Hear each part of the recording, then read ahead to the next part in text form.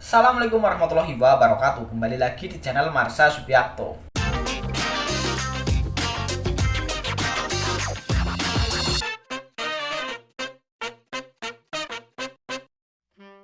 Pada kesempatan kali ini kita akan kembali membahas informasi menarik. Kali ini terkait dengan honorer. Jadi ada kabar menarik atau berita menarik yang disampaikan atau diberitakan oleh CNBC Indonesia bahwa keputusan dari pemerintah sudah bulat akan menghapus honorer setelah tahun 2023. Dan tentunya keputusan ini membuat khawatir para honorer yang saat ini masih bekerja di instansi pemerintah.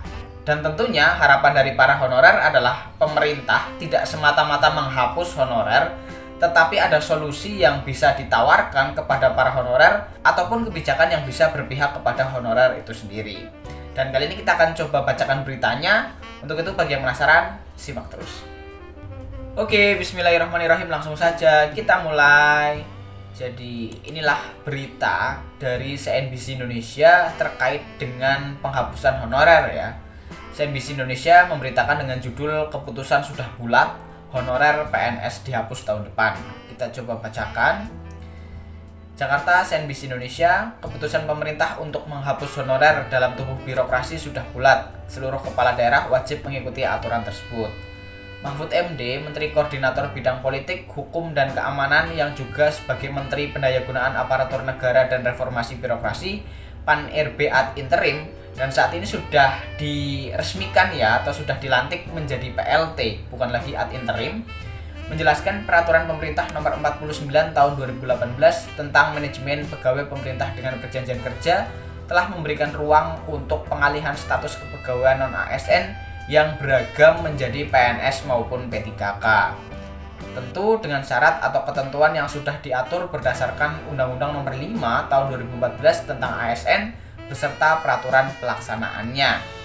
Jelas Mahfud dalam siaran resminya dikutip Selasa 19 Juli 2022.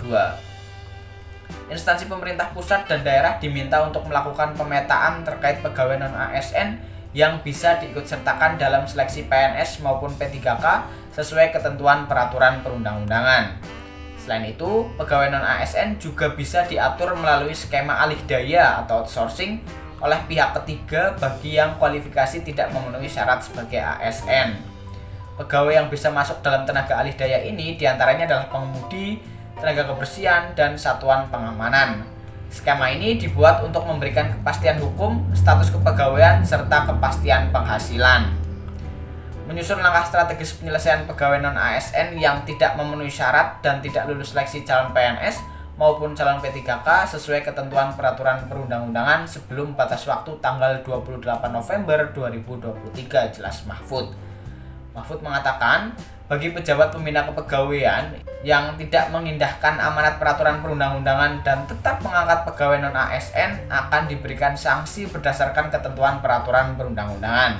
Pengangkatan itu dapat menjadi bagian dari objek temuan pemeriksaan bagi pengawas internal maupun eksternal pemerintah. Salah satu sanksi bagi PPK atau kepala daerah yang masih melakukan perekrutan non-ASN berarti yang bersangkutan dipandang tidak melaksanakan kewajiban sebagaimana pasal 67 huruf B Undang-Undang Nomor 23 Tahun 2014 tentang pemerintahan daerah, yaitu menaati seluruh ketentuan peraturan perundang-undangan. Di sisi lain, dalam peraturan pemerintah Nomor 12 Tahun 2017 tentang pembinaan dan pengawasan penyelenggaraan pemerintah daerah, pasal 36 diatur lebih rinci terkait sanksi administratif yang dapat dikenakan kepada kepala daerah dan wakil kepala daerah apabila melakukan pelanggaran administratif. Berdasarkan ruang lingkup pembinaan umum tersebut, kepala daerah yang melakukan penolakan terhadap penghapusan pegawai honorer dapat dilakukan pembinaan oleh Menteri Dalam Negeri selaku pembina umum dalam lingkup kepegawaian pada perangkat daerah, jelas Mahfud. Namun, sebelum dilakukan pembinaan, perlu dilakukan klarifikasi kepada kepala daerah yang bersangkutan. Guru yang juga merupakan posisi yang banyak diisi oleh pegawai non-ASN, tahun ini telah diterbitkan Peraturan Menteri Pan-RB Nomor 20 Tahun 2022 tentang pengadaan pegawai pemerintah dengan perjanjian kerja untuk jabatan fungsional guru pada instansi daerah tahun 2022. Peraturan tersebut memberi afirmasi bagi guru-guru non-ASN yang telah mengabdi selama 3 tahun. Tinggal kita mengeksekusi dan memberikan kesempatan pada guru honorer 3 tahun ke belakang untuk kemudahan seleksi. Jelas Deputi Bidang SDM Aparatur Kementerian Pan-RB, Alex Denny. Begitu juga dengan tenaga kesehatan yang nantinya akan diberi afirmasi. Namun aturan mengenai proses P3K tenaga kesehatan akan diterbitkan kemudian. Alex mengatakan kondisi pandemi ini meningkatkan kebutuhan akan tenaga kesehatan di berbagai daerah. Menurut Alex, Kementerian Pan-RB telah berkoordinasi dengan Kementerian Kesehatan yang menyetujui afirmasi tenaga kesehatan seperti tenaga pendidikan. Pemerintah berkomitmen untuk mendahulukan pegawai honorer yang telah bekerja di unit kesehatan.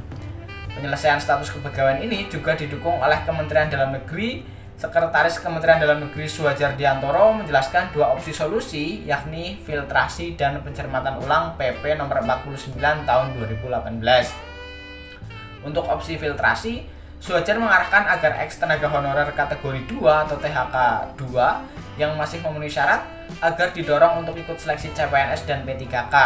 Sementara bagi THK 2 yang tidak lulus CPNS dan P3K akan didorong mengikuti seleksi P3K afirmasi. P3K afirmasi adalah kebijakan khusus atau diskresi bagi honorer K2 agar dapat diangkat menjadi P3K dengan syarat khusus. Kebijakan ini berlaku selama 4 tahun sampai dengan tahun 2026, jelas Suhajar. Jadi itulah berita terkait dengan kepastian bahwa honorer akan dihapus setelah tahun 2023. Dan semoga kebijakan afirmasi yang ditawarkan kepada para honorer bisa segera disusun ya, terutama bagi yang non guru ya, untuk tenaga kesehatan dan formasi lain. Kalau untuk guru kan sudah terbit Permen PAN 20 2022. Tetapi untuk tenaga kesehatan sepertinya masih dalam proses penyusunan. Dan semoga bisa secepatnya selesai dan dirilis kepada masyarakat agar bisa melegakan para honorer tenaga kesehatan.